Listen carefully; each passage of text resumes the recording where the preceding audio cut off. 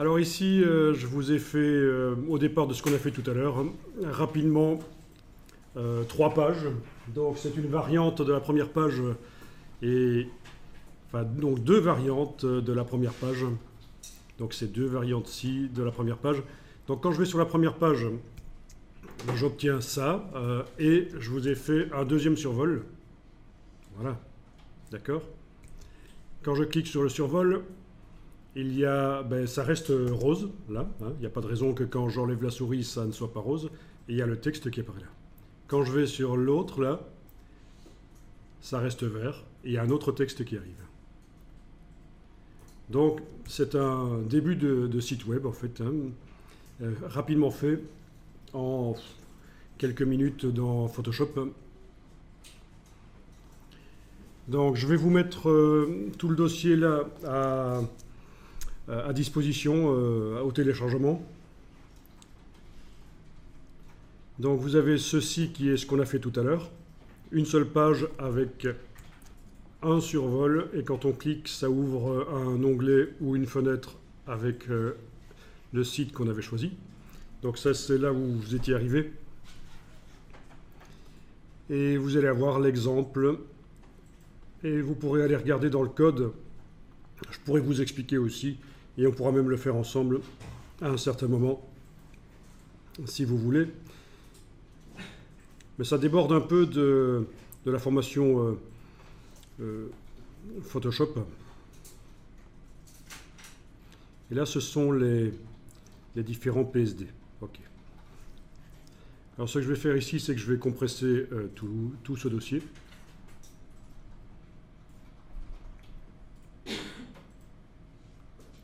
Je vais rendre le nom compatible web, donc je vais remplir ici l'espace avec un tiret et je vais l'envoyer par FTP sur un serveur. Vous connaissez tous les logiciels FTP? Vous avez testé ça déjà? Non.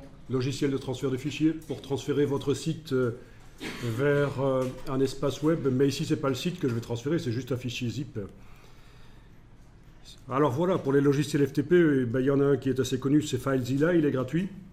C'est les mêmes qui font Mozilla Firefox en fait, hein. C'est la même boîte. Bon, on va le lancer, je vais vous montrer à quoi ça ressemble. Il y en a qui connaissent hein, quand même, levez un peu la main. 1, 2, 3, 4, 5, 6, oui, la moitié connaissent quand même les logiciels. Donc voilà, vous avez d'un côté une fenêtre avec l'espace serveur, et il faut se connecter, hein, il faut donc indiquer l'hôte, son identifiant, son mot de passe. Et de l'autre côté, c'est tous les fichiers qui sont sur disque dur. Bon, ça c'est FileZilla. Bon, sinon, pour Mac, il y en a un autre qui est assez connu, c'est Transmit. Voilà. Et donc, je vais ici aller me connecter à un espace web. Voyons un peu. OK. Ouais. Voilà. Dans l'espace web, j'ai un dossier 3xW dans lequel je vais mettre ce qui est accessible par un navigateur web. Dans ce dossier 3xW, j'ai fait un dossier download. Et c'est là-dedans que je vais aller mettre le fichier zip. Je le transfère par glisser-déposer. Voilà, il est en train d'être transféré. Waouh, c'est quand même rapide, ça. 6,7 mégaoctets secondes. Je dois dire que d'habitude, je travaille à du 5,5. Je trouve que c'est déjà très rapide, mais ici, ils ont fait fort. OK. Et puis, je vais aller créer l'adresse pour le récupérer en fait par n'importe quel navigateur parce que normalement ça se récupère par un logiciel FTP mais comme je l'ai mis dans le dossier 3xW, il est récupérable par un navigateur. Alors ce qu'on peut faire aussi, c'est quand vous avez un espace FTP, c'est créer des dossiers avec des codes d'accès pour les dossiers. Donc pour chacun de vos clients, vous allez pouvoir faire un dossier et lui donner un code d'accès. Donc il pourra déposer des choses dedans, aller chercher des choses dedans. Ça, c'est possible de le faire sans aucun problème, des dossiers avec code d'accès. Ok. Bon, alors pour ceux qui veulent récupérer le fichier que j'ai envoyé, vous pouvez tenter de taper ceci exactement. Sinon, plus tard, je le mettrai sur le serveur intranet ici. On n'en a pas besoin tout de suite, de toute façon. Ok.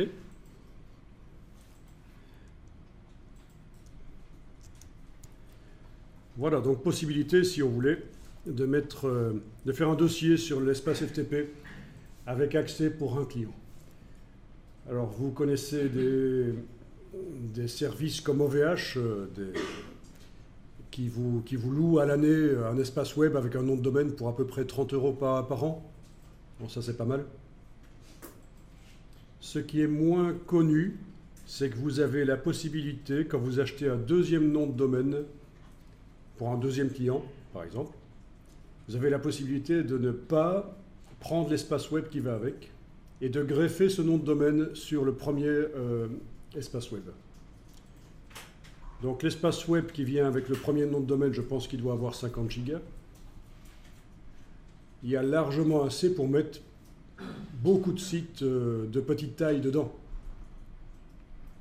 Et si les accès aux sites ne sont pas trop nombreux, vous pouvez très bien faire cohabiter sur le même espace qui va vous coûter 30 € par an. Voilà, vous allez pouvoir faire cohabiter plusieurs sites. C'est ce qu'on appelle le système multi-DOM. Multi-DOM, quand vous achetez votre deuxième nom de domaine, vous avez la possibilité de le greffer au premier espace web. Donc mine de rien, ça fait économiser. Si vous faites 10 sites et que vous achetez chaque fois un espace web, ça vous fait 300 € par an. Alors que ces 10 sites pourraient tenir sur le même espace web 30 € par an, c'est 10 fois moins cher. Donc le système multi-DOM, il faut y penser.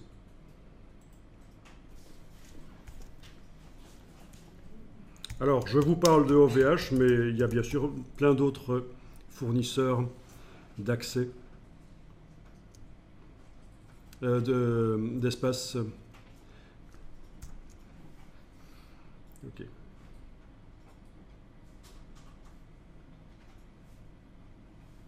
Voilà, voilà. Donc il y a même une explication, donc il n'y a pas de secret, hein. C'est quelque chose qu'ils offrent comme possibilité.